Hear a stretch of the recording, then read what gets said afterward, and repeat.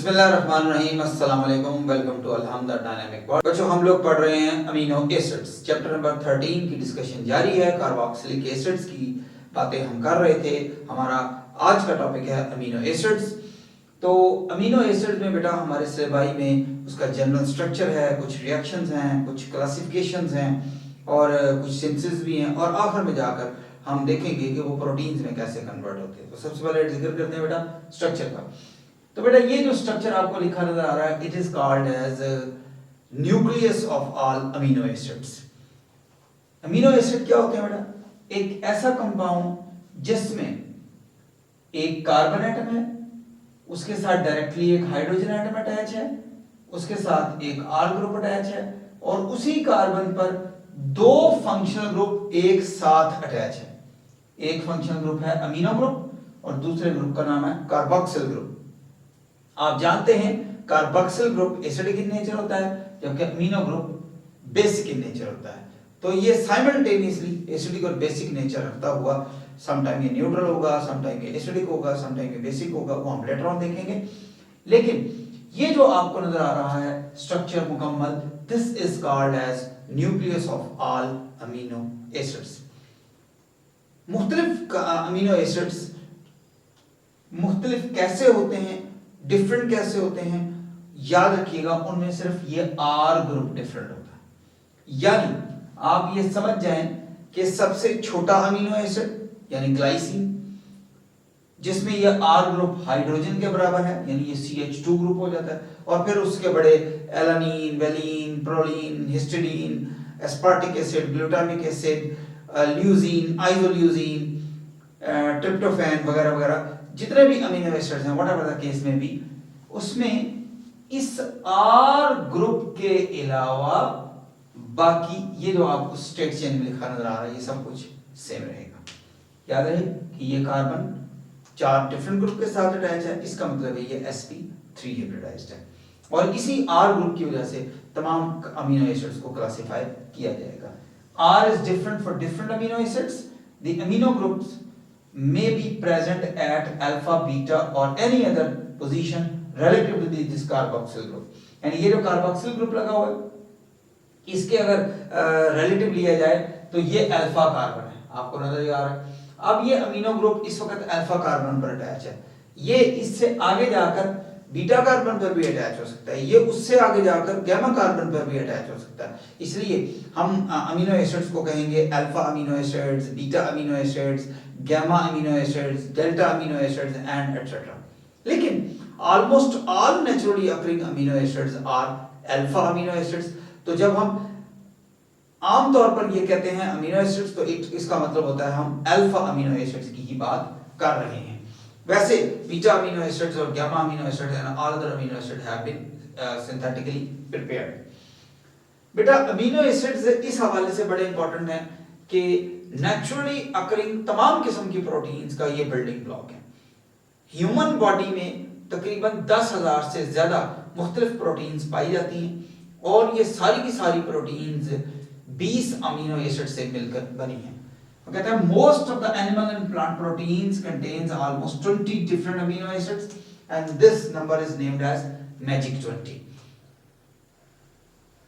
Human body contains almost 10,000 different proteins, और ये 10,000 जो डिफरेंट प्रोटीन्स हैं जो कि एक नेचुरली अकरिंग पॉलीमर है, और इनका मॉलिक्यूलर मास कई मिलियन ग्राम पर मोल्स में है, और बड़ा ही हैवी मास होता है इनका।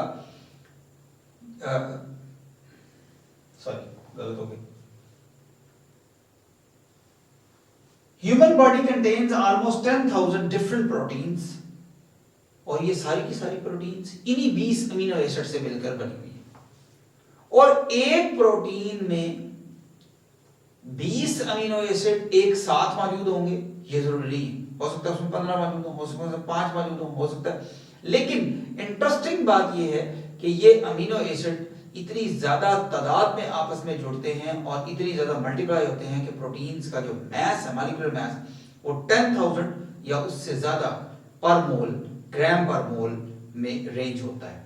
10,000 या उससे कम होगा तो हम उसको पॉलीपेप्टाइड कहेंगे, और 10,000 या उससे ऊपर होगा तो हम उसको फिर प्रोटीन का नाम देना शुरू कर देंगे। और ऑलमोस्ट ये तकरीबन 10 किलोग्राम पर मोल बन जाता है, और ये काफी हैवी मॉलिक्यूलर मास है, और सम प्रोटीन तो इससे भी ज्यादा मॉलिक्यूलर मास रखते हैं। लेकिन बनते कैसे? इन्हीं 20 अमीनो एसिड से बनते हैं। अब इन अमीनो एसिड्स को, ये जो 20 अमीनो एसिड्स हैं जो हमारी बॉडी में मुख्तलिफ प्रोटीन को सिंथेसाइज कर रहे हैं, इनके मिलने से मुख्तलिफ प्रोटीन्स डेवलप हो रही हैं, इनको बेटा दो कैटेगरी में डिवाइड किया गया। One of them are essentials, the other one are known as non essentials.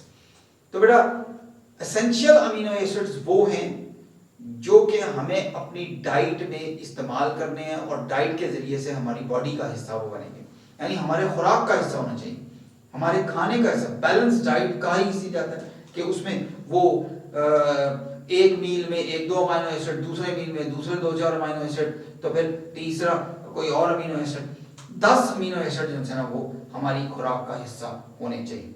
बाकी जो 10 बचते हैं वो हमारी बॉडी खुद ब खुद, हमारी बॉडी मुख्तलिफ जो मेटाबॉलिक रिएक्शन चल रहे हैं उसके जरिए से वो सिंथेसाइज कर लेती है। तो therefore for the adults it ratio is 10:10, 10 amino acid essential है और other 10 are non essential. For the infants 12 are essentials and 8 are non essentials, यानी छोटा बच्चा जो मदर फीडिंग पर होता है, ठीक है, तो उसको 8 अमीनो एसिड जो है वो अपनी बॉडी सिंथेसाइज कर सकता है, बाकी उसको 12 अमीनो एसिड रिक्वायर्ड है, जबकि एडल्ट्स जो है उनके लिए ये रेशियो 10:10 नजर आ रही है। Essential and non essential amino acids को अब आप अपनी स्क्रीन पर देख सकते हैं। तो ये आपको एसेंशियल और नॉन एसेंशियल अमीनो एसिड नजर आ रहे हैं। अगर आप इनको याद करना चाहें तो आपकी मर्जी, वैसे इनको याद करने की जरूरत नहीं है, क्योंकि पेपर में इस किस्म का कोई क्वेश्चन नहीं आता कि which of the following is a essential amino acid, क्योंकि हमारी बुक में इस किस्म की कोई कैटेगरी नहीं बनाई गई, ऐसी कोई टेबल प्रिंटेड नहीं है इस पे ये लिखा हो कि ये एसेंशियल है और वो नॉन एसेंशियल। अगर आपने याद करने हैं अपने तौर पर तो कर लें, कोई मसला नहीं। अब बेटा हम ये पढ़ चुके हैं, शुरू में हमने ये पढ़ा कि ये देखें कि इस अमीनो एसिड में अमीनो ग्रुप भी मौजूद है यानी बेसिक इन नेचर, और कार्बोक्सिल ग्रुप भी मौजूद है यानी एसिडिक इन नेचर। इसी वजह से इनको हमने 3 हिस्सों में डिवाइड किया है। इसको हम बोलते हैं classification of amino acids based on their acidic और बेसिक नेचर। तो सबसे पहले आता है बेटा neutral amino acids. Neutral amino acid में एक अमीनो ग्रुप होगा और एक कार्बोक्सिल ग्रुप होगा, जिसकी वजह से जितना वो एसिडिक होगा उतना वो बेसिक होगा, मींस कि वो न्यूट्रल होगा। यानी जब उसको, यहां पर एक इंपॉर्टेंट बात, almost all amino acids are water soluble. सिर्फ ये है कि जो एराइल ग्रुप्स रखते हैं, जो बड़े अल्काइल ग्रुप्स रखते हैं, जो बड़े नॉन पोलर ग्रुप रखते हैं, उनकी सॉल्युबिलिटी जरा कमजोर है, उनकी सॉल्युबिलिटी कम है, लेकिन तमाम अमीनो एसिड्स वाटर सॉल्युबल हैं, डिसॉल्व हो जाते हैं, क्योंकि अमीनो ग्रुप भी हाइड्रोजन बॉन्डिंग शो कर सकता है और कार्बोक्सिल ग्रुप भी हाइड्रोजन बॉन्डिंग शो कर सकता है। क्योंकि दोनों तरफ से हाइड्रोजन बॉन्डिंग जारी है, इसलिए ये वाटर सॉल्युबल होते हैं। और जब इनका एक्वस सॉल्यूशन बना लिया जाए तो उसके बाद बच्चों आपने लिटमस पेपर से चेक करना है। अगर ब्लू लिटमस ब्लू रहता है और रेड लिटमस रेड रहता है, इट मींस कि जो अमीनो एसिड है वो न्यूट्रल अमीनो एसिड है, like glycine, valine, proline, alanine etcetera, बहुत सारे, काफी बड़ी तादाद है न्यूट्रल अमीनो एसिड्स की। यहां पर एक और सप्लीमेंट्री बात जो आपने याद भी करनी है, हमारी किताब में एक टेबल बनी हुई है, उसमें अमीनो एसिड्स के 8 अमीनो एसिड्स की एक टेबल बनी हुई है, उसमें अमीनो एसिड्स के नाम लिखे हुए हैं और उसके आगे उनकी एब्रिविएशन लिखी हुई है। तो बेटा वो एब्रिविएशन आपने याद करनी है, बहुत आसान है कि जो भी नाम है उसके पहले 3 लेटर आपने उठाने हैं। ग्लाइसिन GLYCINE, उसका GLY लिख लिया आपने, वेलिन VALINE, वेलिन उसका VAL लिख लिया, प्रोलीन PROLINE, ठीक है। तो इस तरह बाकी भी लिखे। बेटा इनके IUPAC नेम याद करने की बिल्कुल आपको कतई जरूरत नहीं, ठीक है, वो बड़े कम्बरसम किस्म के हैं। आपने जो उनके कॉमन नेम चल रहे हैं, जो उनके ट्रिवियल नेम चल रहे हैं, जो कि आम तौर पर उनके किसी प्रॉपर्टी की बुनियाद पर हैं या उनकी किसी सोर्स की बुनियाद पर हैं, ठीक है, या कोई और रीजन हो सकती है उसके नाम की, तो उसकी बुनियाद पर आपने वो नाम लिया हुआ है, रखा हुआ है, वही आपने नाम याद करने हैं। IUPAC नेम याद करने की कतई कोई जरूरत नहीं। तो ग्लाइसिन, वेलिन, प्रोलीन, एलानिन ये सारे के सारे न्यूट्रल अमीनो एसिड हैं कि जब इनको पानी में डाला जाता है तो ये एक्वस सॉल्यूशन इनका न्यूट्रल होता है, ब्लू लिटमस ब्लू रहता है, रेड लिटमस रेड रहता है, दोनों में से कोई टर्न नहीं होता। एसिडिक अमीनो एसिड वो होंगे जिनमें कार्बोक्साइल ग्रुप्स की तादाद 2 हो चुकी है, जबकि अमीनो ग्रुप जो है वो एक ही। तो वो सर दूसरा कार्बोक्साइल ग्रुप कहाँ होगा? बेटा याद रखें, वो दूसरा कार्बोक्साइल ग्रुप इस आर चेन का हिस्सा होगा। इस आर में कोई और किसी बीटा पोजीशन पर, किसी गामा पोजीशन पर एक और कार्बोक्साइल ग्रुप भी मौजूद होगा, जिसकी वजह से उसको एसिडिक नेचर उसकी आ जाएगी। तो अब जब आप उसका एक्वस सॉल्यूशन बनाएंगे तो रेड लिटमस तो रेड ही रहेगा, लेकिन ब्लू भी रेड में कन्वर्ट हो जाएगा, इसलिए उसको एसिडिक अमीनो एसिड कहा जाएगा। बेसिक अमीनो एसिड में होगा ये कि उसमें 2 या 2 से ज्यादा अमीनो ग्रुप मौजूद होंगे। अमीनो ग्रुप जो है वो रिंग का हिस्सा भी हो सकता है, बगैर रिंग का हिस्सा भी हो सकता है।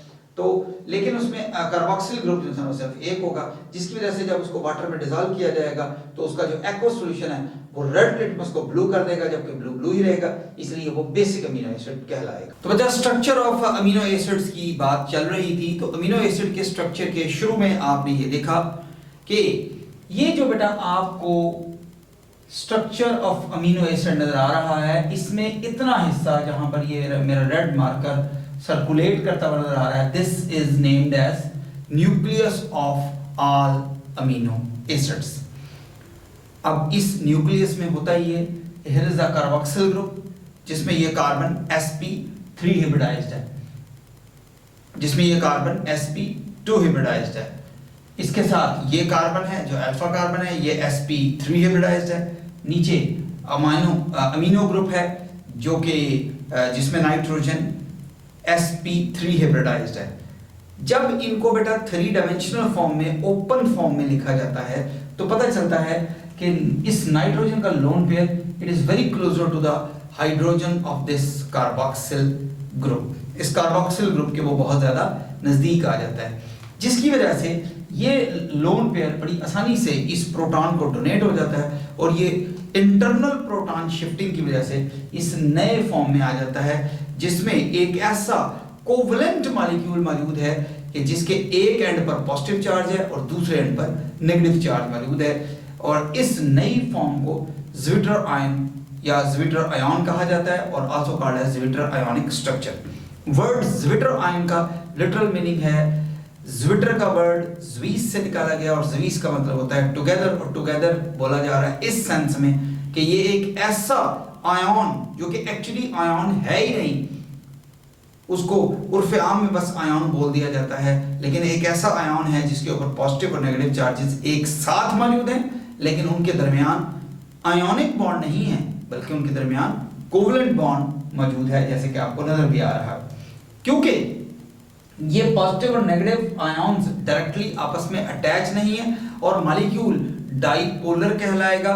डाइपोलर इसलिए कहलाएगा कि एक पूरे कोवलेंट मॉलिक्यूल में एक तरफ मुकम्मल पॉजिटिव चार्ज और दूसरी तरफ मुकम्मल नेगेटिव चार्ज आपको नजर आ रहा है, therefore it is named as dipolar structure. और इस डाइपोलर स्ट्रक्चर को हम इंटरनल साल्ट का नाम दे रहे हैं, कि इंटरनल साल्ट इस सेंस में कि आयन्स तो मौजूद हैं, लेकिन वो इंटरनली आपस में कोवलेंट बॉन्ड के थ्रू अटैच हैं, बजाय कि वो आपस में आयोनिक बॉन्ड बना रहे होते हैं। Therefore the dipolar structure is termed as internal salt. अच्छा, यहां पर सिर्फ ये बात बड़ी इंपॉर्टेंट याद रखनी है कि अल्फा अमीनो एसिड्स भी होते हैं, बीटा अमीनो एसिड्स भी होते हैं, गामा अमीनो एसिड्स भी होते हैं, पेप्टाइड्स भी मौजूद हैं, पॉलीपेप्टाइड्स भी मौजूद हैं, प्रोटीन्स भी मौजूद हैं, और इन सब में अमीनो ग्रुप और कार्बोक्सिल ग्रुप, अमीनो ग्रुप और कार्बोक्सिल ग्रुप्स मौजूद होते हैं। लेकिन सिर्फ अल्फा पोजीशन पर मौजूद amino group is able to present its electron pair to the hydrogen of the hydroxyl group so that this zwitter ionic structure can be formed. यानी सिर्फ और सिर्फ अल्फा अमीनो एसिड ये ज़्विटर आयोनिक स्ट्रक्चर बनाएंगे, बाकी ये ज़्विटर आयोनिक स्ट्रक्चर डेवलप नहीं होगा। Isoelectric pH, what is that? ये बड़ी इंपॉर्टेंट बात है बेटा, और इसकी बुनियाद पर इन जो अमीनो एसिड्स हम ऑलरेडी पढ़ चुके हैं कि जी हमारे पास 20 अमीनो एसिड्स मौजूद हैं, तो इन 20 अमीनो एसिड्स की सबकी आइसोइलेक्ट्रिक पीएच एक जैसी नहीं है। Isoelectric pH is the pH of the solution in which the amino acid exists in the zwitterine form, and it is not going to respond the applied electric field।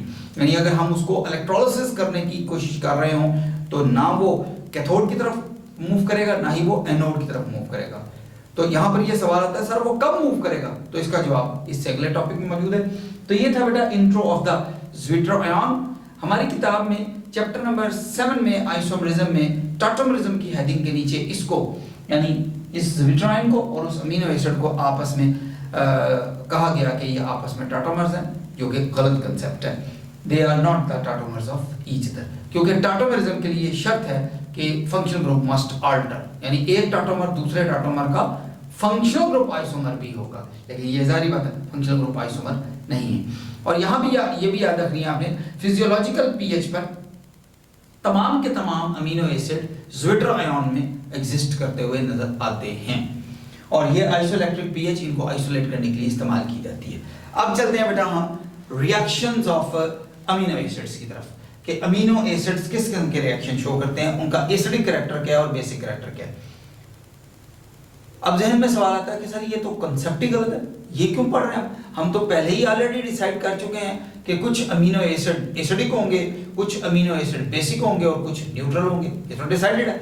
नहीं, वो concept इस हवाले से ठीक है कि जब आप अमीनो एसिड्स को वाटर में डिसॉल्व करेंगे और उनका एक्वस सॉल्यूशन बनाएंगे तो फिर ब्लू लिटमस के साथ वो कैसे बिहेव कर रहा है और रेड लिटमस के साथ बिहेव कर रहा है या पीएच ऑफ द सॉल्यूशन क्या डेवलप हो रही है।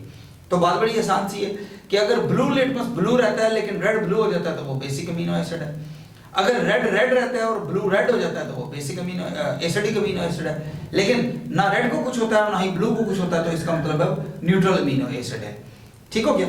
लेकिन जब हम अमीनो एसिड्स को रिएक्ट कराते हैं एसिड के साथ तो वो रिएक्ट करता है, जब हम उसको बेस के साथ रिएक्ट करते हैं वो तब भी रिएक्ट करता है। Whether the amino acid itself is glycine neutral amino acid, aspartic acid acidic amino acid, histidine basic amino acid या कोई और व्हाटएवर द केस में भी वो एसिड के साथ भी रिएक्ट करता है और बेस के साथ भी रिएक्ट करता है, वो अमीनो एसिड की फॉर्म में भी रिएक्ट करता है और ज़्विटर आयोनिक स्टेट में भी रिएक्ट करता हुआ नजर आ रहा होता है।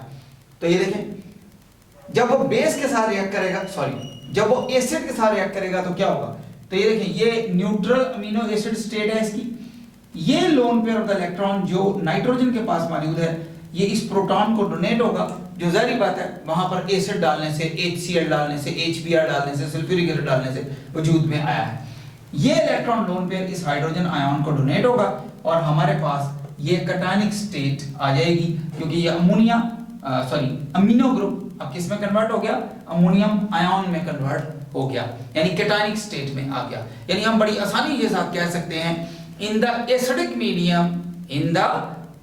Medium amino acids exist in the cationic state. अब आपको समझ आ रहा है कि जब वो कैटायनिक स्टेट में एग्जिस्ट करेगा इंस्टेड ऑफ ज़्विटर आयोनिक स्टेट, तो फिर जब उसके ऊपर इलेक्ट्रोलिसिस उसकी की जाएगी तो ये यकीनन ये ऊपर वाला कैथोड की तरफ मूव करता नजर आएगा। आप देख सकते हैं कि ज़्विटर आयोनिक स्टेट में भी वो बिल्कुल वैसे बिहेव कर रहा है। ये इसकी अमीनो एसिड स्टेट थी और ये इसकी ज़्विटर आयोनिक स्टेट है। ये देखें ये अब कार्बोक्सिलेट आयन प्रोटॉन को एक्सेप्ट कर रहा है और बन वही रहा है। आप देख सकते हैं दोनों सूरतों में कैटायनिक स्टेट बिल्कुल सेम है और इसके बिल्कुल 180 डिग्री पर बेसिस के साथ भी रिएक्शन चल रहा है और बेस के साथ रिएक्शन बिल्कुल वैसा ही है जैसा कि हम पहले देख चुके हैं। ये देखें जब वो न्यूट्रल अमीनो एसिड स्टेट में है तो ये कार्बोक्सिल ग्रुप इस हाइड्रोक्सिल ग्रुप को अपना प्रोटॉन प्रोवाइड करता है और ये एनायनिक स्टेट डेवलप हो जाती है और वाटर बनता है। सिमिलरली जब ये ज़्विटर आयोनिक स्टेट में आता है तो आप देख सकते हैं कि ये हाइड्रोक्सिल ग्रुप अब अमोनियम आयन के ऊपर अटैक कर रहा है और यहाँ से प्रोटॉन को रिमूव करके फिर वही एनायनिक फॉर्म में बना रहा है। यानी हम कह सकते हैं कि in the basic medium the amino acids exist, the amino acid does not exist in the Zwitter ionic state but it is exist as a negative ion यानी anionic state में, और ऊपर एसिडिक मीडियम में वो cationic state में मौजूद है। तो तमाम अमीनो एसिड्स की वो पीएच जहां पर वो कैटायनिक स्टेट में एग्जिस्ट करेगा या जहां पर वो एनायनिक स्टेट में एग्जिस्ट करेगा एक जैसी नहीं है। ठीक है, एनायन वाली भी अलग है और कैटायन वाली भी अलग है, और ज़िविटर आयन की स्टेट में एग्जिस्ट करने की भी पीएच अलग है, जिसको हम ऑलरेडी जिक्र कर चुके हैं कि उसको हम आइसोइलेक्ट्रिक पीएच का नाम देंगे। अब आते हैं बेटा कि अमीनो एसिड को सिंथेसाइज कैसे किया जाता है। वैसे तो मैंने आपको बताया कि अमीनो एसिड्स 20 अमीनो एसिड्स हैं, out of 20 10 are non essentials, हमारी बॉडी खुद सिंथेसाइज कर लेती है, अदर 10 आर एसेंशियल्स जो कि हमें डाइट के जरिए से लेने हैं, और डाइट के जरिए से सारी बात है हमने आर्टिफिशियली बनाकर उस डाइट का हिस्सा नहीं बनाने, बल्कि किसी ना किसी नेचुरल प्रोडक्ट का वो हिस्सा होंगे जो हम लेंगे, और आमतौर पर वो प्रोटीन का हिस्सा होते हैं, और प्रोटीन हमारी बॉडी के अंदर जाकर जब मेटाबॉलिक पाथवे से गुजरती है तो फिर वो अमीनो एसिड में कन्वर्ट होती है, उससे हमें वो अमीनो एसिड हासिल होते हैं, 10 अमीनो एसिड जिनको एसेंशियल कहा जा रहा है। लेकिन हमारी खुराक के अलावा भी बहुत सारी ज़रूरियात हैं, हमारी क्वालिटी ऑफ लाइफ में भी प्रोटीन का एक बहुत बड़ा हिस्सा मौजूद है। तो अब उन प्रोटीन्स को डेवलप करने के लिए या रिसर्च के लिए प्रोटीन को जो डेवलप किया जा रहा है उनको डेवलप करने के लिए वो have to develop the amino acids. तो अमीनो एसिड को अगर हमने डेवलप करना है तो हमारे पास दो मेथड है, हमारे सिलेबस में दो मेथड है। Number 1 from the alpha bromo carboxylic acid. तो बेटा कार्बोक्सिलिक एसिड्स को अगर ब्रोमीन से रिएक्ट किया जाए, जैसे कि आपको नजर आ रहा है in the presence of the activated phosphorus, जो कि रेड फास्फोरस होती है आमतौर पर, तो फिर हमारे पास alpha bromo carboxylic acid develop हो जाता है। ये आपको नजर आ रहा है अल्फा ब्रोमो कार्बोक्सिलिक एसिड। और फिर ये अल्फा ब्रोमो कार्बोक्सिलिक एसिड को अमोनिया से रिएक्ट किया जाता है इन द लिक्विफाइड अमोनिया, तो हमारे पास alpha amino carboxylic acid develop हो जाते हैं। And remember the reaction mechanism is SN reaction. इसमें ये याद रहे बात कि ब्रोमो ग्रुप लिविंग ग्रुप है और NH2 ग्रुप अटैकिंग ग्रुप है। ठीक हो गया। अब इसमें SN1 होगा या SN2 होगा वो तो जारी बात है अल्फा ब्रोमो कार्बोक्सिलिक एसिड ही डिसाइड करेगा। दूसरा बड़ा मशहूर मारूफ है स्टैकर सिंथेसिस का नाम दिया जाता है, और स्टैकर सिंथेसिस में आपको वाज़ेह तौर पर नजर आ रहा है कि aldehyde, chapter number 12 aldehyde and ketone के रिएक्शन में हम पढ़ चुके हैं कि बेस कैटालाइज मैकेनिज्म में हाइड्रोजन साइनाइड के साथ रिएक्ट करते हुए ये अल्फा हाइड्रोक्सी नाइट्राइल्स प्रोड्यूस करते हैं, जिनको हम साइनोहाइड्रिन्स का नाम दिया जाता है। लेकिन यहाँ पर हम बेसिक मीडियम प्रोड्यूस करने के लिए अमोनिया डालते हैं। तो जब बेसिक मीडियम प्रोड्यूस करने के लिए हम अमोनिया को डालते हैं तो अल्फा हाइड्रोक्सी नाइट्राइल्स बनने के बजाय अल्फा अमीनो नाइट्राइल्स डेवलप हो जाते हैं। यानी इस जगह पर चैप्टर नंबर 12 में आपको याद है कि OH मौजूद था और हमने उसको साइनोहाइड्रिन का नाम दिया था, अल्फा हाइड्रोक्सी नाइट्राइल्स का नाम दिया था। लेकिन अब यहाँ पर इस अमोनिया की वजह से NH2 मौजूद है और अल्फा अमीनो नाइट्राइल्स डेवलप होते हैं। और अल्फा अमीनो नाइट्राइल्स की सिंपल सी बात है एसिड हाइड्रोलाइसिस करने से हमारे पास alpha amino carboxylic acid develop हो जाते हैं। यानी ये जो CN ग्रुप है ये हाइड्रोलाइज होकर COOH में कन्वर्ट होता है, जबकि ये जो नाइट्रोजन है ये अमोनियम आयन की शक्ल में रिलीज हो जाती है और इस एसिड के नेगेटिव पार्ट के साथ मिलकर अमोनियम सल्फेट, अमोनियम क्लोराइड या इस तरह की कोई और बात कर। Reactions of amino acids. बेटा वैसे तो अमीनो एसिड एक बड़ा ही कॉम्प्लेक्स किस्म का मॉलिक्यूल होता है और जो 20 अमीनो एसिड्स हैं या मौजूदा डिस्कवरीज के मुताबिक 22 अमीनो एसिड्स हो चुके हैं और आर्टिफिशियली प्रिपेयर्ड अमीनो एसिड्स की तादाद तो बहुत ज़्यादा है। और ग्लाइसिन सबसे छोटा अमीनो एसिड है, एलानिन थोड़ा सा बड़ा है और बाकी उससे काफ़ी बड़े हैं। और एसिडिक अमीनो एसिड भी होते हैं, बेसिक भी होते हैं, न्यूट्रल भी हैं, किसी में अल्काइल ग्रुप में एराइल ग्रुप है, कहीं अल्काइल ग्रुप है, कहीं मर्सेप्टो ग्रुप है, कहीं हाइड्रोक्सिल ग्रुप है, वगैरह वगैरह वगैरह। तो बड़े कॉम्प्लेक्स किस्म के ये रिएक्शन देते हैं और बड़ी wide variety of the reactions amino acids की पाई जाती है। लेकिन हमारे सिलेबस में सिर्फ 2 रिएक्शंस मौजूद हैं, एक एस्टेरिफिकेशन और दूसरा रिएक्शन विद नाइट्रस एसिड। तो बेटा देखें अमीनो एसिड चूंकि कार्बोक्सिलिक एसिड ही हैं इसलिए एस्टेरिफिकेशन तो वो देंगे। यानी जो कार्बोक्सिलिक एसिड्स होते हैं आप जानते हैं कि जो उनको अगर अल्कोहल से रिएक्ट कराया जाए इन द एसिडिक मीडियम तो बड़ी आसानी के साथ कार्बोक्सिलिक एसिड से एस्टर्स में कन्वर्ट हो जाते हैं। Similarly alpha amino carboxylic acids यानी अमीनो एसिड्स अल्कोहल के साथ रिएक्ट करने पर in the presence of strong base strong acid ये बड़ी आसानी से अल्फा अमीनो एस्टर में कन्वर्ट हो जाते हैं। मैकेनिज्म एग्जैक्टली वही है जो हम ऑलरेडी कार्बोक्सिलिक एसिड में पढ़ चुके हैं। अच्छा जी, रिएक्शन विद नाइट्रस एसिड। सबसे पहले आप ये देखें कि nitrous acid independent existence show नहीं करता, जबकि इसको पहले सोडियम नाइट्राइट और HCl के रिएक्शन से बनाना पड़ता है in reaction mixture at 0 degree Celsius. जैसे ये बनता है वैसे ही ये अल्फा अमीनो एसिड से रिएक्ट करता है और इस अमीनो ग्रुप को हाइड्रोक्सिल ग्रुप में चेंज करता है और ये अल्फा हाइड्रोक्सी कार्बोक्सिलिक एसिड में कन्वर्ट हो जाते हैं, जबकि ये HNO2 और ये नाइट्रोजन मिलकर नाइट्रोजन गैस बनाती हैं, यानी मॉलिक्यूलर नाइट्रोजन इस तरह रिलीज हो जाती है। इससे बाद बड़ी इंपॉर्टेंट एक बात आती है which is called as ninhydrin test. बेटा ये निनहाइड्रिन एक डाई है, यानी एक कंपाउंड है जो कि बेंजीन से डिराइव किया गया, नजर ही आ रहा है आपको, और it produces a very intense colour with different amino acids. 20 के 20 अमीनो एसिड के साथ हर एक के साथ ये बकायदा डार्क इंटेंस, डार्क कलर तो ठीक नहीं है पर इंटेंस कलर प्रोड्यूस करता है, जो ब्लू हो सकता है, ब्लूइश वायलेट हो सकता है, डीप ब्लू वायलेट हो सकता है, पर्पल हो सकता है, येलो है, डार्क येलो कलर है, मुख्तलिफ कलर प्रोड्यूस करता है। और इसी वजह से इस निनहाइड्रिन डाई को एज ए लोकेटिंग एजेंट इस्तेमाल किया जाता है व्हेन वी आर यूजिंग या हम सेपरेट करने की कोशिश कर रहे होते हैं अमीनो एसिड्स को थ्रू द पेपर क्रोमेटोग्राफी। तो अमीनो एसिड्स को लोकेट करने के लिए हम फिर इस्तेमाल करते हैं निनहाइड्रिन डाई, क्योंकि none of the amino acid is coloured itself, बल्कि जब निनहाइड्रिन डाई का स्प्रे उसके ऊपर किया जाता है तो उसके साथ केमिकली रिएक्ट करने के बाद फिर एक पर्टिकुलर कलर डेवलप करता है, तो लोकेटिंग एजेंट के तौर पर इस्तेमाल किया जाता है निनहाइड्रिन, और इसको हम कहते हैं ninhydrin test for the amino acids. अब आते हैं बेटा अमीनो एसिड्स की क्लासिफिकेशन ऑन आर ग्रुप। आप देखें कि तमाम अमीनो एसिड में जो nucleus of the amino acid है वो तो सेम है, यानी हर एक में जो अमीनो एसिड चल रहा है उसका जो न्यूक्लियस है वो तो ये देखें, ये इसमें भी मैंने ये लिखा हुआ है और इसमें भी वही है। तो अगर इनको ये मान लिया जाए कि तमाम अमीनो एसिड में ये मौजूद है तो फिर सारे के सारे अमीनो एसिड जो है ना वो एक ही तरह की फिजिकल प्रॉपर्टीज, केमिकल प्रॉपर्टीज और फिजियोकेमिकल प्रॉपर्टीज, फिजियोलॉजिकल प्रॉपर्टीज, ये सारी प्रॉपर्टीज एक जैसी होनी चाहिए। लेकिन आप जानते हैं कि ये प्रॉपर्टीज डिफरेंट है और उसके डिफरेंट होने की जो मेन वजह है वो है ये आर ग्रुप। तो बेटा based on this R group these are broadly classified into 4 classes, ठीक है जी। तो कुछ पोलर हैं और कुछ नॉन पोलर हैं। तो अगर आप नॉन पोलर की बात करें तो इसमें आर ग्रुप या तो अल्काइल ग्रुप होगा या एराइल ग्रुप होगा, ठीक है। जैसे कि हमारे पास एलानीन है, जैसे कि हमारे पास बेलीन है, इनमें आर ग्रुप जो है ना वो अल्काइल ग्रुप्स हैं और सम टाइम एराइल या बेंजीन रिंग भी हो सकते हैं। लेकिन ज्यादातर अमीनो एसिड्स में पोलर आर ग्रुप पाया जाता है और उस पोलर आर ग्रुप में से दो बातें हम ऑलरेडी पढ़ चुके हैं, यानी acidic amino acids and basic amino acid.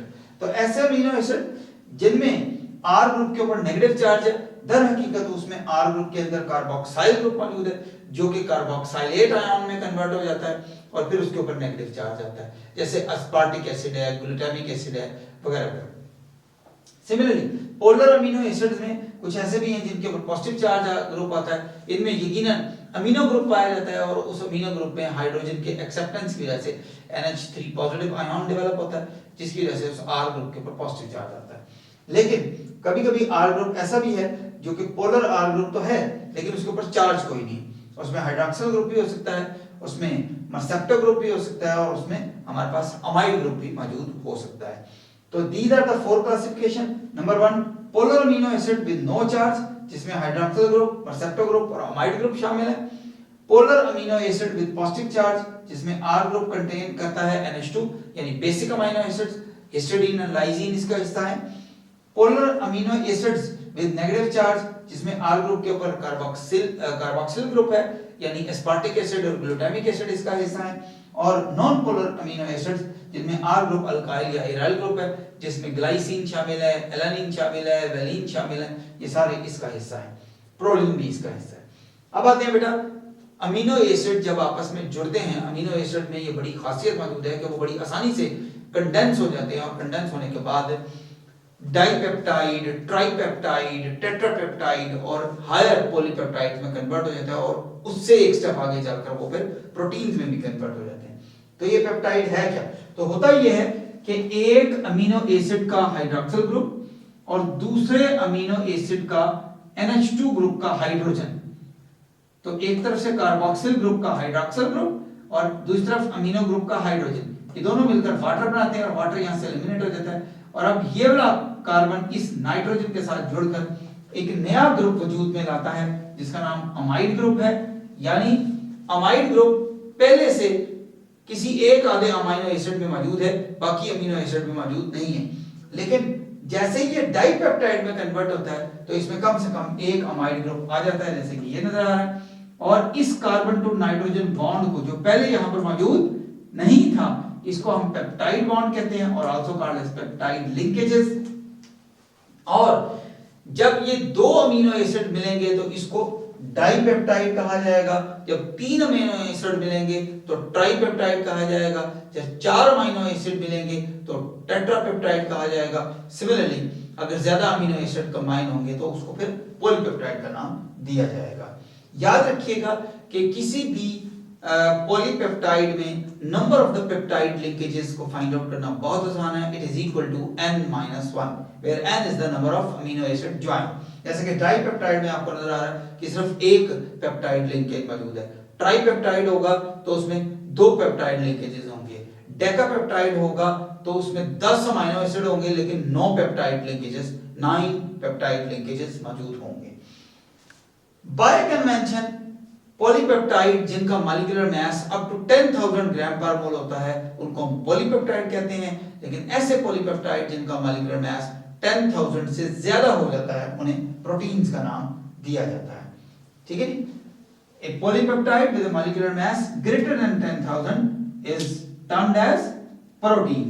इसको हम प्रोटीन का नाम देते हैं। By convention, a polypeptide contains molecular mass up to 10,000 is termed as polypeptide। यानी 10,000 हो, 9,000 हो, 8,000 हो, 16 है, 15 है, 20 है, 100 है, 150 है तो उसको हम पॉलीपेप्टाइड कहेंगे।